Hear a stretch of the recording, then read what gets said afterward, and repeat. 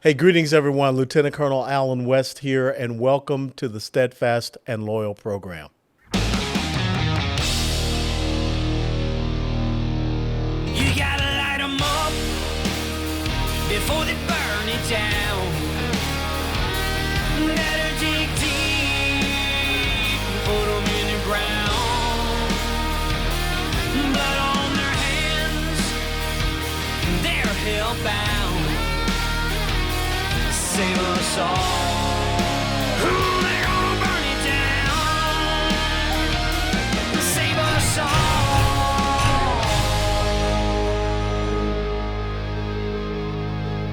before they burn it down.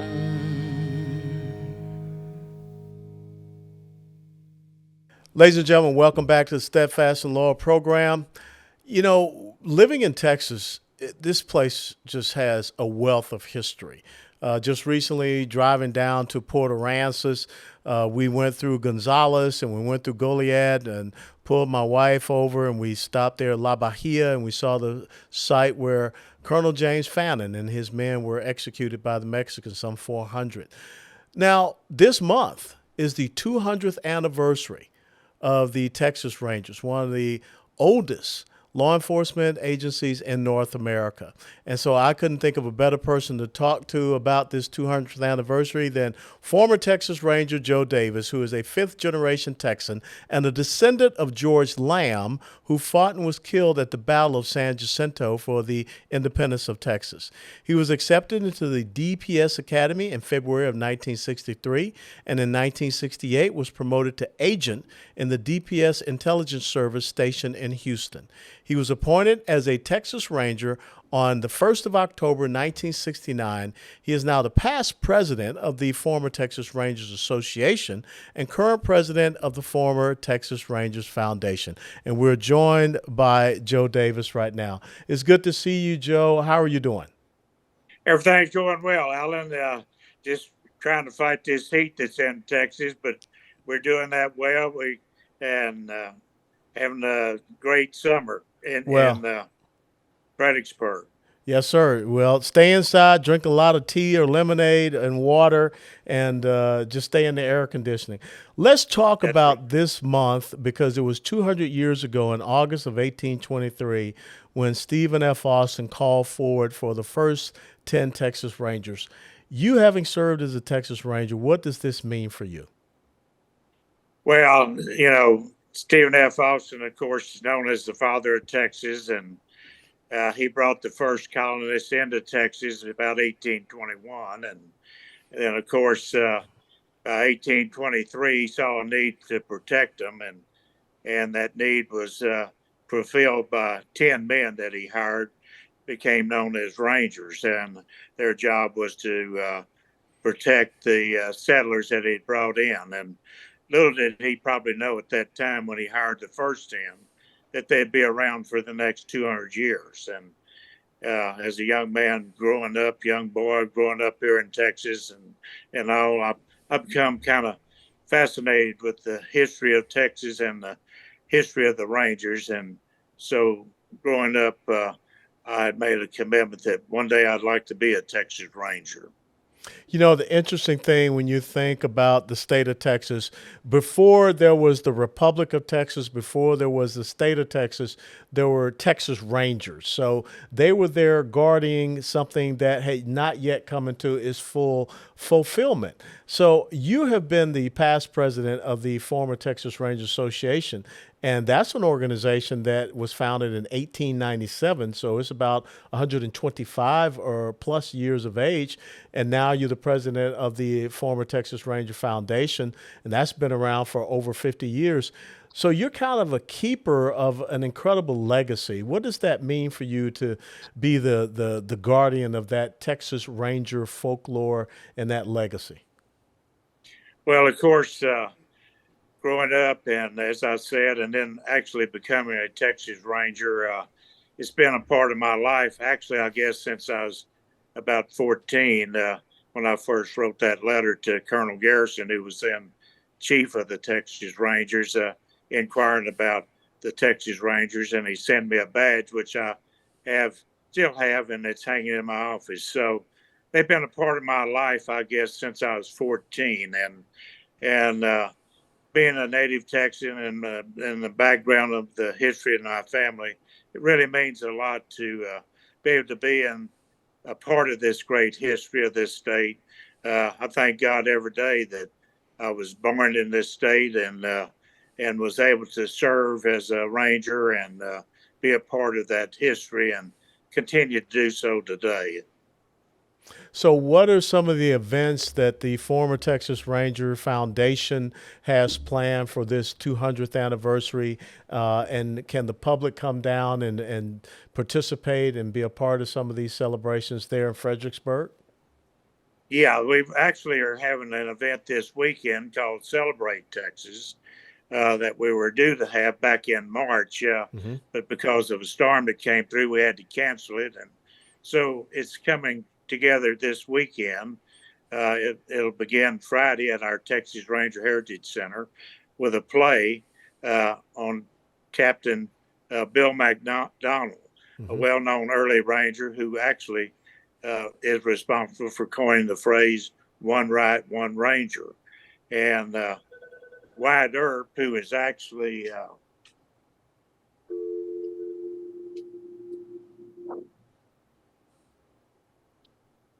pardon me on that, No problem. and Wyatt Earp, who was actually a descendant of the real Wyatt Earp, an actor from Tombstone, will be in Friday night playing a one-man play honoring Texas Ranger Bill McDonald.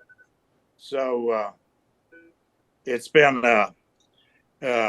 starting with that event, and then Saturday we have an all-day event beginning at 9 a.m. We'll have some Indians camped out on the grounds, some Ranger camps. We'll have some entertainment here for them to be swearing in kids that come to the event. They'll be sworn in as junior Rangers and receive a Junior Ranger Texas Ranger badge. And so it's going to be a great day honoring the 200th anniversary with different ones participating. The mayor of Fredericksburg is coming over and reading a proclamation about the designating that day Texas Ranger Day here in Fredericksburg. Now, a lot of people have come to know Fredericksburg as being this, wine central location, wine capital of Texas. But when you think about the history that is there and the former Texas Ranger Foundation and the Ranger Heritage Center that is there, and also Fort Martin Scott, can you tell people a little bit more about Fort Martin Scott, which is one of the oldest forts west of the Mississippi River? You know, of course, our Heritage Center is right here in Fredericksburg as you enter the city limits, and we adjoin Fort Martin Scott. So Fort Martin Scott was actually the first fort built out west to protect this area from the Indians. Right after Texas became a state in the United States, they sent federal troops down here, and they needed a place for them. And so Fort Martin Scott was in the area where the settlers were farming here at the time, had been here a couple of years. So they decided to build the first fort, which became Fort Martin Scott in Fredericksburg. The Rangers had a lot to do with this area, too, at the same time as Captain Jack Hayes, an early well-known Ranger, patrolled up this area. He followed what was known as the Pinta Trail that had been in existence for 100 years that came out of San Antonio and run up the direction west, northwest, and it was made actually by the Indians that they traveled back and forth on. And it became a trail that used by the settlers and the Rangers. So Fort Martin Scott is a big historical monument here in Fredericksburg, being the first fort built out west. And we're part of that history because of the Rangers that camped in the area, like Jack Hayes and others, during that time it was in existence. Now, not too far away from the Heritage Center and Fort Martin Scott, you got a couple of ranger engagement areas where they had some skirmishes with the Comanches there. One of them is Enchanted Rock, and I think that's where Captain Hayes kind of became part of the Texas Ranger folklore. Yeah, Enchanted Rock is just a few miles northwest of Fredericksburg. It's a 640-acre granite mountain. It was actually the Indians used it and thought it was a monument that they was very sacred to them. So Captain Hayes, of course, was out in this area uh, patrolling and got in the area of Enchanted Rock and was camped out there. And one day he went up to observe the area from that rock and was surrounded by some Indians and actually had a Indian battle up there. And his men who were camped down below heard the shooting and came to his rescue. But that's just a few miles northwest of here, and it's still in existence. It's now a state park where people can actually come up there and climb the mountain and observe the same thing that Captain Hayes observed when he was up there on Enchanted Rock. So the unique thing about, the Texas Rangers Heritage Center there in Fredericksburg is that you are actually on the ground where the Rangers had an outpost, the Rangers stayed, the Rangers patrolled, and there was a Ranger engagement there. And there was another, I think it's the Battle of Walker's Creek that's not too far away either. Right. Battle of Walker Creek was Jack Hayes again, which is just south of here, located basically between Fredericksburg and the city of Bernie. And Captain Hayes had just got some revolvers from the Texas Navy, and they were 5-shot revolvers known as the Patterson, the 1st revolver made by Colt Factory. And he just issued his men a pair of those revolvers, and each one of them carried 5 shots, so they had 10 shots before they had to reload. And while they were patrolling out here south of Fredericksburg, they spotted a group of Indians, and an engagement occurred with the Indians. And actually, the historians will tell you that those revolvers was like almost the atomic bomb when it came to battle. Yeah. That much, because the Indians wasn't expecting that. They were used to the Rangers firing one shot from their muskets or their pistols that they carried and then had to reload. And it's actually surprised the Indians, and they were badly defeated that day at that battle because of the new Patterson revolver that Jack Hayes and his men were carrying. Let's talk about your vision for phase 2 of the Texas Rangers Heritage Center there. Phase 1 has been completed. You got the beautiful pavilion, you got the amphitheater that is there, the generational Ranger statue, and of course the star that has the Ranger characteristics and traits. What's that vision for that phase 2 that you want to bring to Fredericksburg? Yeah, that phase 2 is actually going to be a unique, state-of-the-art facility. It's going to be more than a museum. When you come to this facility, you'll not only see the artifacts, you'll also learn the history as you go through there.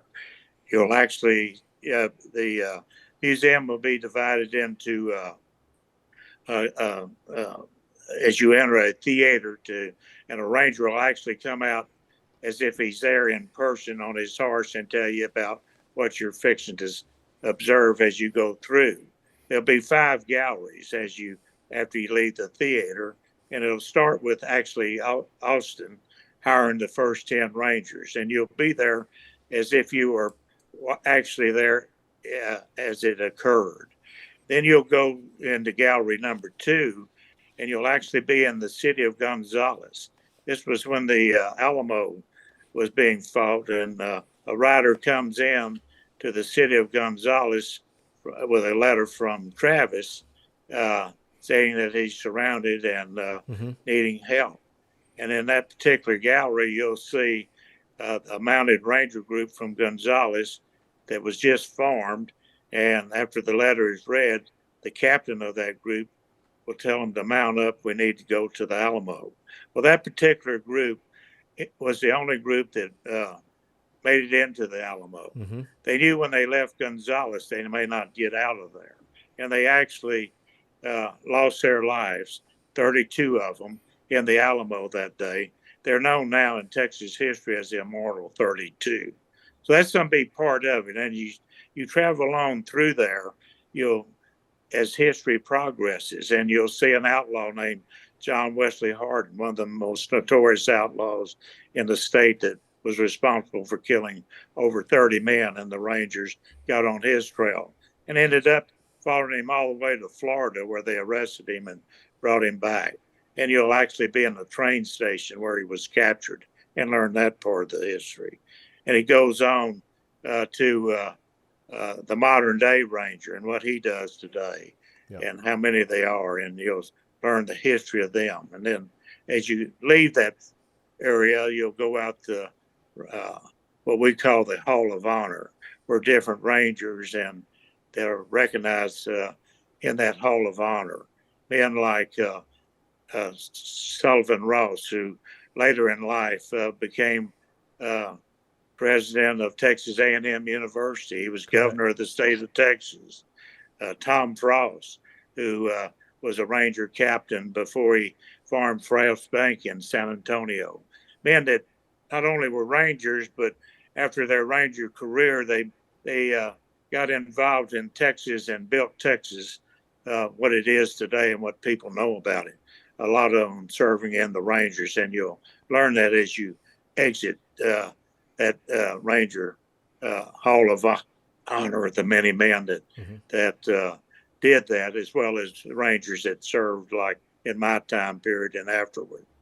You know, and we can't forget Frank Hamer and what he did in bringing justice to Bonnie and Clyde, you know, tracking them down. And the unique thing about the galleries that you have set up there in the phase 2 of the Texas Ranger Heritage Center is broken down based upon the Texas Ranger characteristics and values, which are courage, determination, dedication, respect, and integrity. And I think that if there's anything that our young people need today, it's a lesson in those 5 Texas Rangers values. And that's why it's so important that we get this phase 2 completed. How can people support the former Texas Rangers Foundation in getting that phase 2 started and completing? Well, we have several ways, Alan, that you can do that. Through the former Texas Ranger Foundation, which I'm currently the president of. Mm-hmm. One of the easiest ways is to get involved with us through our membership program. You can go to our website or call our office. And when we formed the foundation, it's we have a board of directors that serve it. And we first formed it, we formed a membership where you could join up, a tax-deductible donation. And you in that membership, you receive a certificate naming you a member of the former Texas Ranger Foundation. You join at various ranks from private to major, like in the Texas Ranger Service. Mm-hmm. And that's one way you can do it. Other ways, we have different areas in the museum that you can join and put your name on, maybe a place there that you can like it, maybe in the museum, a certain display that you can donate to and have it named after you or a member of your family. So many different ways out there that we raise money through various donations, which are all tax deductible. And just like that membership, if you become a member, your name will go on the wall in that facility as you enter in the museum into the lobby area to show that you were part of this. And so every day we're out there looking to get this thing finished. And it's going to take everybody that's a part of this state and outside this state that to make this to complete it. And so we're looking for those donors out there to and we're anxious to finish it because, as I said, it's more than a museum. Right now, even in phase one, we're having school kids and kids come out. And you know what's going on in our country today? It's very important that people know about where they came from and how fortunate they are to be a part of this country and this state. And our objective is to make these young kids better citizens through those ranger traits you just talked about. And we want them to know you only have one chance in life, and you can either be somebody or and be a responsible citizen, and you don't want to mess that up, and you don't want a ranger on your trail. So we try to No, encourage these kids through this program to be a leader, not a follower, be a part of what the ranger tradition is all about, and be a good citizen and make your life complete because there's only one opportunity. You know, my favorite Texas Ranger quote does come from Captain Bill McDonald, and I'm sure that it may be recited during the play this weekend, and that is, a man in the wrong can't stand up against a man in the right that just keeps it coming. And that's about persistence. That puts it all in perspective, and it's a true statement. And that's one of the statements actually that Captain Bill McDonald made, and Mm-hmm. the Ranger we're honoring Friday night here, as well as One Right, One Ranger. And if you think about it, you know, the Ranger, that's their job, and that's basically law enforcement. To if a man has done wrong, he owes it to society to pay for that wrong, and that's why we have law enforcement. But and that's why we try to encourage these young kids, because you have to get them at an early age. There's so much out there today that wasn't out there when I was growing up. Mm-hmm. And they really have a lot of things that are presented to them growing up. And today, with the narcotic problem and other issues out there, they really need this training early. And that's what we're really trying to do at this facility. Because if you learn that, and that's what the Ranger's all about. It's not that he's out there trying to arrest people. He's out there to prevent all this crime, and to try to tell people what to do and to do right. And if you do the crime, he is there to see that you to be punished. And so the Ranger has been a big part of this state from the very beginning. He's still a big part of it. He was an Indian fighter at the earliest stages, and then got turned into law enforcement after that was finished. And he's still out there today wearing that white hat, trying to do what he's always done, and that's to protect the people of this state. You know, what would you consider your most memorable moment as a Texas Ranger? Well, I had a lot of good moments. You know, as a Ranger, you get involved in a lot of different activities, not only in criminal investigation, but with a lot of people you deal with, from presidents and governors Mm-hmm. I've been with. And it's been an honor to meet a lot of those, and to be involved with some of those. Some of the crimes that I had to investigate were pretty terrible crimes that happened out there that brought a lot of public attention. But the main part of it was that, as a whole, not one incident, but the whole picture of being a Ranger, and my part was just getting up every morning, knowing I was going to go out there to put on that Cinco Peso badge as a Texas Ranger and carry the traditions that the earlier Rangers had. Because, you know, when you put on that badge, Alan, you're putting on a lot of history. And when you receive that badge, it's your duty then to keep up that tradition and to honor that badge and what it stands for.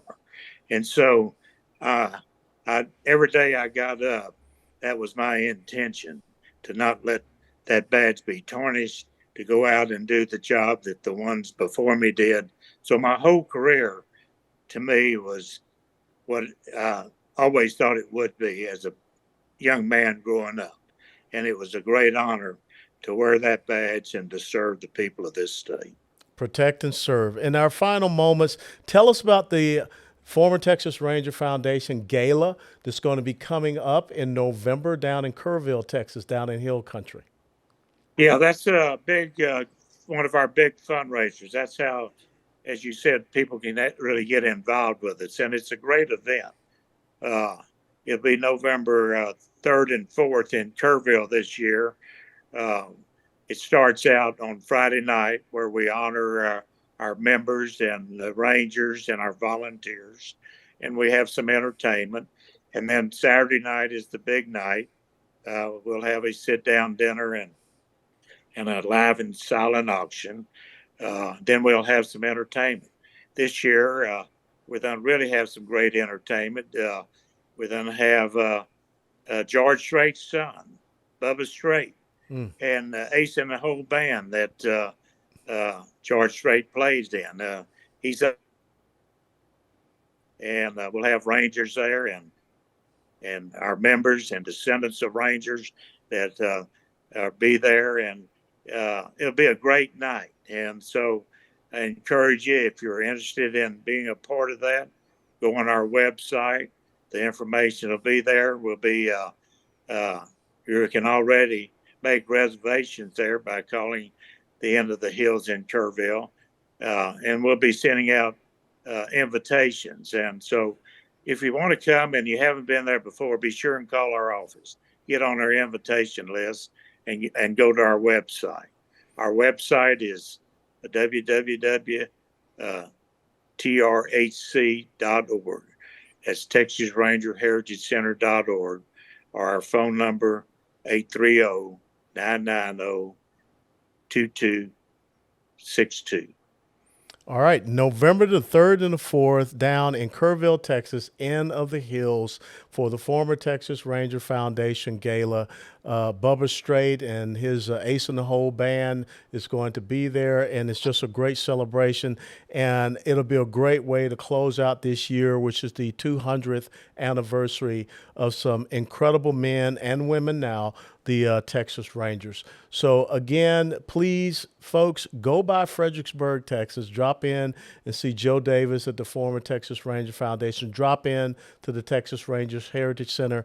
And wherever you are in the world, support this organization. Like I said, older than the Royal Canadian Mounted Police, the Texas Rangers are older. The oldest law enforcement agency in North America, 200 years this year, and we want to thank you, Joe Davis, for being part of that incredible legacy, and may God be with you, and thank you for being with us on Steadfast and Loyal.